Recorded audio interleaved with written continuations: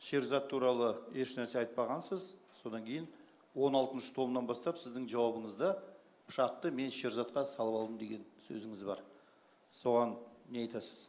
Құрметті сот, мойныма алған себебім бізді Талғар қаласында бағана полиция басқармасында болған кезде тергеушілер бұны бір адам істеді, бір адам мойын алмаса бәрілерің қиын болады деді. Сол кезде групповой кетесіңдер деді. Сонымен бізді Қонаев қаласына этаппен алып кететін болды. Этаппен алып келе жатқан кезде газелдің ішінде Сахиев Равиль, Белғожаев Шыңғыс, Тоқтаубаев Азамат төртеуміз болдық. Сол кезде сөйлестік. Сол кезде Сахиев Равиль бір адам істеді, бір адам мойындасын, мойындамасақ бәрімізге қиын болады деді. Сол кезде сол менде пышақ болғаннан кейін мен өзімді андай бір қылмыс жасап жасырған болмайын дедім де, іштей ойландым. Алсам мен ала салайын деп. Сол күні Қапшағай Қонаевқа келдік. ИВС-қа келген кезде бәріміздің басымыз қосылды. Сол кезде сөйлесіп үлгеріп қалдық. Сол кезде сөйлескен кезде Тоқтаубаев Нұрбол айтты, Абзал сенде пышақ болды ғой деді. Сол кезде мен көп ойланған жоқпын. Мен мойныма алам Шерзатты дедім. Бірақ мен бағана Нұрғанаттың жамбасына тыққан пышақты Шыңғыс мойнына алатын болып шешті. Сөйтіп келіскен болатынбыз сол жерде. Сонымен бізді Қонаев қаласындағы полиция департаментіне алып кетті. Сол жерде келіскеніміз бойынша сөйтіп айттық.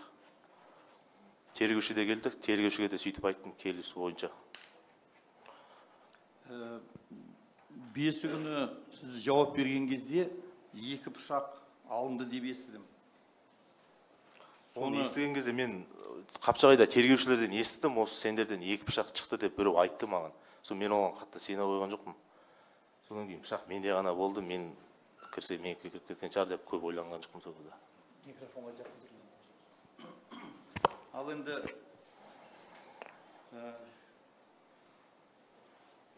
сіз не себепті пышақпен жәбірленушінің құйрығына тықтыңыз? Нұрғанаттың жамбасына, құйрығына. Мылтық атқаннан кейін ашу ызасы үстіне түсіп кеттім, ашуға түсіп кеттім. Оны мойындаймын, ашуға түсіп, ашуланып тыққанымда. Бірақ өкінемін оған. Оны өлтіру мақсатыңыз болды ма? Өлтіру мақсатында тыққан жоқпын мен оны. Құймышақ жанды жер емес екен білем де. Соң әтей пышақтың ұшымен сол кезде үшірес тығып алған болатын.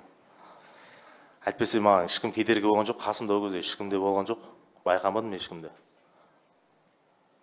Өлтіру мақсатым болған жоқ.